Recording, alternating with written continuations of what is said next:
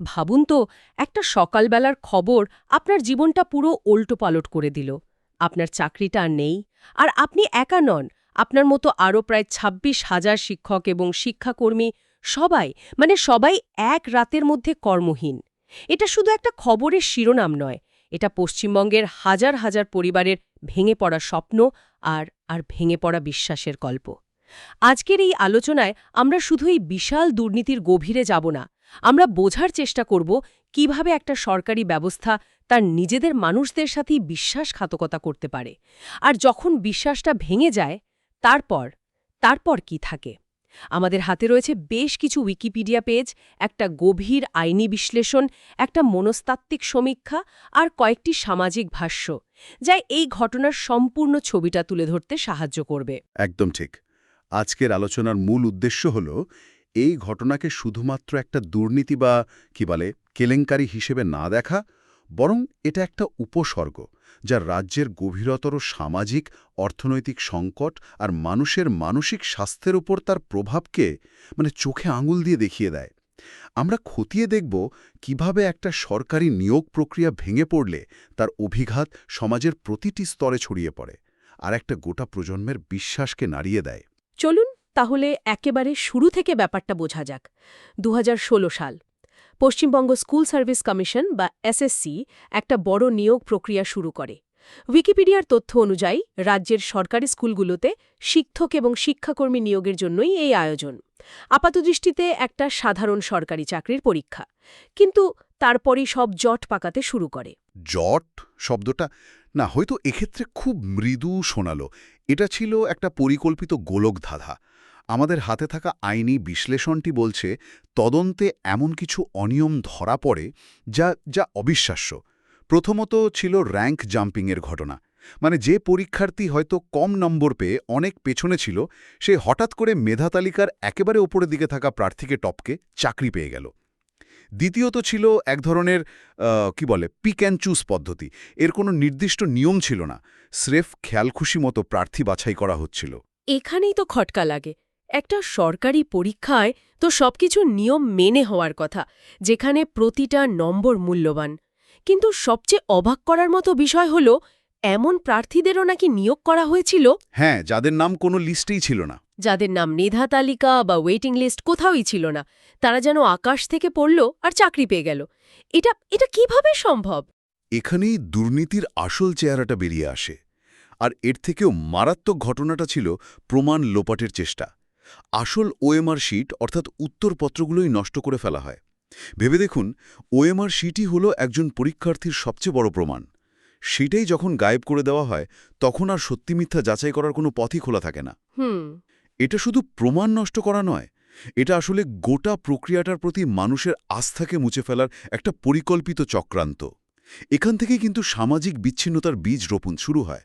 যখন ব্যবস্থা নিজেই প্রমাণ মুছে দেয়, তখন সাধারণ মানুষ কার উপর বিশ্বাস রাখবে? আমার এখনো মনে আছে, যখন এই অভিযোগগুলো নিয়ে তোলপাড় চলছে, তখন হঠাৎই তৎকালীন শিক্ষামন্ত্রী পার্থ চ্যাটার্জির গ্রেফতারের খবর আসে।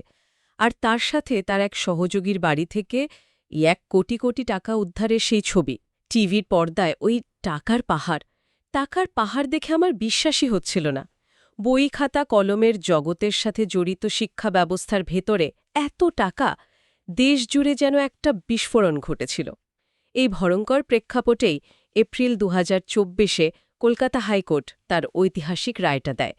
এক কলমের খোঁচায় ২০১৬ সালের প্যানেলের মাধ্যমে হওয়া ২৫,৭৫৩টি নিয়োগ বাতিল। প্রায় ২৬,০০০ মানুষের জীবন এক মুহূর্তে থমকে গেল। আদালতের যুক্তি ছিল অত্যন্ত স্পষ্ট এবং কঠোর। হাইকোর্ট জানায় যে পুরো নিয়োগ প্রক্রিয়াটি এতটাই দূষিত বা ভিশিয়েটেড হয়ে গিয়েছিল যে সৎ ও অসৎ প্রার্থীদের আলাদা করার আর কোনো উপায় ছিল না। আদালত একটা খুব সাধারণ কিন্তু শক্তিশালী উপমা ব্যবহার করে। যখন এক বস্তা চালের মধ্যে এত কাঁকর মিশে যায় যে চাল থেকে কাঁকর আলাদা করা অসম্ভব হয়ে পড়ে, তখন পুরো বস্তাটাই ফেলে দিতে হয়। এই ক্ষেত্রেও ঠিক তাই হয়েছে। পুরো ব্যবস্থাটাই এতটাই দূষিত হয়ে গিয়েছিল যে আংশিক সমাধান সম্ভব ছিল না। আদালতের এই যুক্তিটা খুবই শক্তিশালী, কিন্তু আমার জানতে ইচ্ছে করছে, সংবিধানের কোন নির্দিষ্ট আইনের ভিত্তিতে এত বড় একটা সিদ্ধান্ত নেওয়া সম্ভব হলো? হাজার হাজার মানুষের চাকরি বাতিল করে দেওয়া তো একটা বিরাট পদক্ষেপ। খুব গুরুত্বপূর্ণ প্রশ্ন। আমাদের আইনি বিশ্লেষণটি বলছে আদালত মূলত সংবিধানের দুটো খুব সাধারণ কিন্তু শক্তিশালী নীতির ওপর ভর করে এই রায় দিয়েছিল, অনুচ্ছেদ 14 এবং অনুচ্ছেদ 16। আচ্ছা। সহজ ভাষায় অনুচ্ছেদ 14 বলে আইনের চোখে সবাই সমান, আর অনুচ্ছেদ 16 বলে সরকারি চাকরিতে সবার সমান সুযোগ থাকবে। এই দুর্নীতিগ্রস্ত প্রক্রিয়াটা এই দুটো মৌলিক অধিকারকে কেড়ে নিয়েছিল। যখন কেউ টাকার বিনিময়ে বা অন্য কোনো অসৎ উপায়ে চাকরি পায়, তখন সে শুধু নিজের অধিকার প্রতিষ্ঠা করে না, বরং হাজার হাজার যোগ্য প্রার্থীর সমান সুযোগের অধিকারকে ধ্বংস করে দেয়। আদালত এই বৈষম্যকেই বেআইনি ঘোষণা করেছে। শুধু তাই নয়, আদালত আরও একটা কঠোর নির্দেশ দিয়েছিল, তাই না? হ্যাঁ, এবং সেটাই ছিল সম্ভবত সবচেয়ে বিতর্কিত অংশ। আদালত নির্দেশ দেয় যারা অবৈধভাবে চাকরি পেয়েছিলেন তাদের বেতনের সমস্ত টাকা 12% বার্ষিক সুদসহ ফেরত দিতে হবে। 1 মিনিট, তার মানে শুধু চাকরি গেল না, এতদিন ধরে যা বেতন পেয়েছে সেটাও সুদ সহ ফেরত দিতে হবে। এটা তো সাংঘাতিক। এর পরেই তো রাজনৈতিক চাপানো শুরু হয়। একদম। তৎকালীন মুখ্যমন্ত্রী মমতা বন্দ্যোপাধ্যায় এই রায়কে বেআইনি বলে আখ্যা দেন এবং সুপ্রিম কোর্টে যাওয়ার ঘোষণা করেন। তিনি চাকরিহারাদের পাশে থাকার প্রতিশ্রুতিও দেন। কিন্তু শেষ পর্যন্ত ডিসেম্বর 2024-এ সুপ্রিম কোর্টও কলকাতা হাইকোর্টের রায় বহাল রাখে। দেশের সর্বোচ্চ আদালতও মেনে নেয় যে দুর্নীতি এতটাই ব্যাপক এবং পদ্ধতিগত ছিল যে পুরো প্যানেল বাতিল করা ছাড়া আর কোনো উপায় ছিল না। এর ফলে আইনি লড়াইয়ের রাস্তাও কার্যত বন্ধ হয়ে যায়। আইনি লড়াই হয়তো শেষ হলো, কিন্তু আসল লড়াইটা তো তখন শুরু হলো ওই 26,000 মানুষের জীবনে। চাকরি হারানোর পর হাজার হাজার মানুষ হতাশায় ভেঙে পড়েন। উইকিপিডিয়া থেকে আমরা জানতে পারছি তারা কলকাতায় ধর্নামঞ্চ তৈরি করে দিনের পর দিন, মাসের পর মাস আন্দোলন চালিয়ে গেছেন। জুলাই 2025-এ তাদের নবান্ন চলো অভিযান এই আন্দোলনের তীব্রতাকে সামনে নিয়ে এসেছিল। হাজার হাজার মানুষ রাজ্যের সচিবালয়ের দিকে মিছিল করে এগিয়ে গিয়েছিলেন, শুধু তাদের জীবনটা ফেরত পাওয়ার আশায়। এখানে কোল্যাট্রাল ড্যামেজ বা পার্শ্ব প্রতিক্রিয়ার ধারণাটা খুব প্রাসঙ্গিক হয়ে ওঠে, যা আমাদের আইনি বিশ্লেষণের সূত্রটিও তুলে ধরেছে। এই রায়ের ফলে অনেক যোগ্য এবং সৎ প্রার্থীও দোষীদের সঙ্গে একই শাস্তি পেয়েছেন। একবার ভাবুন সেই মেয়েটির কথা যে হয়তো গ্রামের প্রথম মেয়ে হিসেবে সরকারি চাকরি পেয়েছিল। নিজের যোগ্যতায় দিনরাত এক করে পড়াশোনা করে সেই চাকরিটা পেয়েছিল। তার কোনো দোষ ছিল না, কিন্তু আজ সমাজ তাকেও দুর্নীতির চাকরি পাওয়াদের দলেই ফেলে দিয়েছে। সে তার চাকরি হারিয়েছে, সম্মান হারিয়েছে। ন্যায়বিচার প্রতিষ্ঠা করতে গিয়ে এই নির্দোষ মানুষগুলোও বলি হয়েছেন। এটাই এই ঘটনার সবচেয়ে দুঃখজনক এবং জটিল দিক। আর এই বিপুল মানসিক চাপের প্রভাবটা, এটা কি আমরা কল্পনা করতে পারি? আমাদের কাছে মহারাষ্ট্রের এমপিএসসি পরীক্ষার্থীদের ওপর করা একটি সমীক্ষা আছে। যদিও এটা ভিন্ন রাজ্যের, কিন্তু পরিস্থিতিটা বুঝতে সাহায্য করবে। কার্ভ ইনস্টিটিউটের এই গবেষণা দেখাচ্ছে যে সরকারি চাকরির পরীক্ষার প্রস্তুতির সময়ই প্রার্থীদের মধ্যে উদ্বেগ থাকে 60%, বিষণ্ণতা প্রায় 48%, আর মানসিক চাপ 38%। এটা শুধু প্রস্তুতির সময়কার চাপ। তাহলে ভাবুন, যারা এত বাধা পেরিয়ে এত চাপ সহ্য করে চাকরিটা পেয়েছিল এবং তারপর একদিন সকালে উঠে শুনল সেটা আর নেই, তাদের মানসিক অবস্থাটা ঠিক কী হতে পারে? ওই সমীক্ষায় আরও গভীরে গিয়ে কিছু গুরুত্বপূর্ণ তথ্য পাওয়া গেছে, যা পশ্চিমবঙ্গের পরিস্থিতির সাথে খুব মিলে যায়। যেমন সমীক্ষায় দেখা গেছে পুরুষ প্রার্থীদের মধ্যে বিষণ্ণতার মাত্রা বেশি এবং গ্রামীণ ও নিম্ন আয়ের পরিবার থেকে আসা প্রার্থীদের মধ্যে উদ্বেগ ও বিষণ্ণতা দুটোই বেশি। ঠিক। পশ্চিমবঙ্গের ক্ষেত্রেও চাকরিহারাদের একটা বড় অংশই তো গ্রামীণ এবং সাধারণ পরিবার থেকে আসা। তাদের কাছে এই চাকরিটা শুধু একটা পেশা ছিল না, ছিল সামাজিক সম্মান, পরিবারের নিরাপত্তা আর ভবিষ্যৎ প্রজন্মে স্বপ্ন পূরণের একমাত্র অবলম্বন। সেই অবলম্বনটা যখন ভেঙে যায়, তখন মানুষের মানসিক ভারসাম্য ধরে রাখা খুব কঠিন হয়ে পড়ে। এই ঘটনাটা একটা বড় প্রশ্নের জন্ম দেয়। প্রশ্নটা হলো, একটা সরকারি চাকরির জন্য পশ্চিমবঙ্গে এত আকুলতা কেন? কেন একটা চাকরির জন্য মানুষ নৈতিকতার সীমা পার করতেও রাজি হয়ে যায়? এর উত্তর সম্ভবত লুকিয়ে আছে রাজ্যের সামগ্রিক কর্মসংস্থানের পরিস্থিতিতে।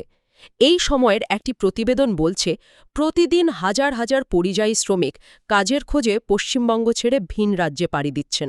হ্যাঁ, এবং এর আড়নটাও খুব স্পষ্ট। ওই প্রতিবেদনে উল্লেখ করা হয়েছে পশ্চিমবঙ্গে একজন শ্রমিকের দৈনিক মজুরি যেখানে 400 থেকে 500 টাকা, সেখানে কেরালা বা কর্ণাটকের মতো রাজ্যে তারা দিনে 1000 থেকে 1200 টাকা পর্যন্ত আয় করেন। পার্থক্যটা প্রায় দ্বিগুণ বা তারও বেশি। রাজ্য সরকার শ্রমশ্রী প্রকল্পে মাসে 5000 টাকা ভাতার প্রতিশ্রুতি দিয়েছে বটে, কিন্তু শ্রমিকরা নিজেরাই বলছেন এই সামান্য টাকায় তাদের সংসার চালানো অসম্ভব। তার মানে এটা শুধু অর্থনৈতিক কারণ নয়, এর সাথে আরও গভীর একটা সামাজিক নিরাপত্তাহীনতার বিষয়ও জড়িয়ে আছে, তাই না? একদম। গ্রাউন্ড জিরোর একটি প্রতিবেদন বলছে, ভিন রাজ্যে বাঙালি শ্রমিকদের অনেক সময় এক ধরনের পরিচিতির সংকটও মোকাবেলা করতে হয়। শুধু বাংলা ভাষায় কথা বলার জন্য তাদের হেনস্থার শিকার হতে হয়, এমনকি বাংলাদেশি সন্দেহেও তাদের ওপর হামলা হয়। ঠিক এখানেই আসল বিষয়টা লুকিয়ে আছে। এটা একটা উভয় সংকট। নিজের রাজ্যে যথেষ্ট রোজগার নেই, আর রাজ্যের বাইরে সম্মান আর নিরাপত্তা নেই। এই নিরাপত্তাহীনতাই রাজ্যের মধ্যে একটি স্থিতিশীল সরকারি চাকরির গুরুত্বকে বহুগুণ বাড়িয়ে দেয়। তখন একটা সরকারি চাকরি শুধু আর চাকরি থাকে না, সেটা একটা দুর্গ হয়ে ওঠে, যা বাইরের পৃথিবীর সমস্ত অপমান আর অনিশ্চয়তা থেকে মানুষকে রক্ষা করবে। তার মানে আপনি বলতে চাইছেন, এই ব্যাপক চাহিদা আর ডেসপারেশনই দুর্নীতির বাজার তৈরি করে দেয়? একদম। দুর্নীতি এই ভয়ের উপর ভিত্তি করেই তার ব্যবসা চালায়। যখন চাহিদা আকাশ ছোঁয়া আর যোগান সীমিত, তখনই অনৈতিক পথ খুলে যায়। আর এই দুর্নীতি শুধু কিছু অযোগ্য প্রার্থীকে চাকরি দেয় না, বরং রাজ্যের অর্থনৈতিক ব্যর্থতার উপসর্গটাকেও কাজে লাগায়। এই যে পরিস্থিতি, যেখানে মানুষ নিজের রাজ্যে কাজ পাচ্ছে না, বাইরে গিয়ে হেনস্থা হচ্ছে, আর রাজ্যের ভেতরের ব্যবস্থা তার সাথে বিশ্বাসঘাতকতা করছে, এই অনুভূতিটাকে ব্যাখ্যা করার জন্য আজকের পত্রিকার একটি সমাজতাত্ত্বিক বিশ্লেষণে বিচ্ছিন্নতা বা অ্যালিয়েনেশন শব্দটা ব্যবহার করা হয়েছে।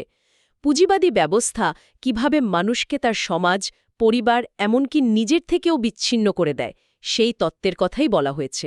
ঠিক তাই। আর এই শিক্ষক নিয়োগ দুর্নীতি এবং তারপরের ঘটনাগুলো সেই তত্ত্বেরই এক বাস্তব এবং মর্মান্তিক উদাহরণ। যখন একটি ব্যবস্থা, যেমন এক্ষেত্রে সরকারি নিয়োগ ব্যবস্থা, মানুষের সঙ্গে বিশ্বাসঘাতকতা করে, তখন তৈরি হয় সামাজিক বিচ্ছিন্নতা বা সোশ্যাল এলিয়েনেশন। মানুষ রাষ্ট্র বা সমাজের ওপর থেকে আস্থা হারিয়ে ফেলে। তারা মনে করে এই সমাজ তাদের নিরাপত্তা দিতে ব্যর্থ। আবার এই অর্থনৈতিক চাপ, চাকরি হারানোর যন্ত্রণা যখন পারিবারিক সম্পর্কে চিড় ধরায়, তখন বাড়ে পারিবারিক বিচ্ছিন্নতা বা ফ্যামিলি এলিয়েনেশন। স্বামী স্ত্রীর মধ্যে অশান্তি, বাবা মায়ের সাথে সন্তানের দূরত্ব তৈরি হয়। সব মিলিয়ে মানুষ একটা গভীর অবিশ্বাস, হতাশা এবং একাকিত্বের মধ্যে ডুবে যায়। তাহলে আজকের এই দীর্ঘ আলোচনা থেকে আমরা কি পেলাম? একটা বিশাল নিয়োগ দুর্নীতি, তার জেরে একটি কঠোর কিন্তু প্রয়োজনীয় আইনি পদক্ষেপ, আর তার ফলস্বরূপ হাজার হাজার মানুষের জীবনে নেমে আসা চরম মানসিক সংকট। আমরা দেখলাম কিভাবে একটি দুর্নীতি শুধু কিছু মানুষের চাকরি কেড়ে নেয় না, বরং একটা গোটা সমাজের বিশ্বাস, আস্থা আর মানসিক স্বাস্থ্যের উপরও একটা গভীর ক্ষত তৈরি করে। শেষে একটি গভীর প্রশ্ন রেখে যেতে চাই, যা আমাদের আইনি বিশ্লেষণের সূত্রটিতেও তোলা হয়েছে। প্রশ্নটি হল, ন্যায়বিচার এবং দায়বদ্ধতার মধ্যে ভারসাম্য কিভাবে রক্ষা করা হবে? সেই সূত্র ধরেই আমাদের ভাবনার বিষয় হল, যখন একটি ব্যবস্থা এতটাই ভেঙে পড়ে যে তা নির্দোষ এবং দোষীকে আলাদা করতে পারে না, তখন সবকিছু বাতিল করে দেওয়া কি প্রকৃত ন্যায়বিচার? নাকি এটা আসলে সমাজের আরও গভীর কোনো ব্যর্থতার স্বীকারোক্তি? আদালতের রায় হয়তো আইনি বিচার দিয়েছে, কিন্তু যে বিশ্বাসটা ভেঙে গেল, সেই ভাঙা বিশ্বাস পুনর্নির্মাণের পথটা ঠিক কী হতে পারে? এর উত্তর খোঁজা শায়দ আমাদের সকলের দায়িত্ব।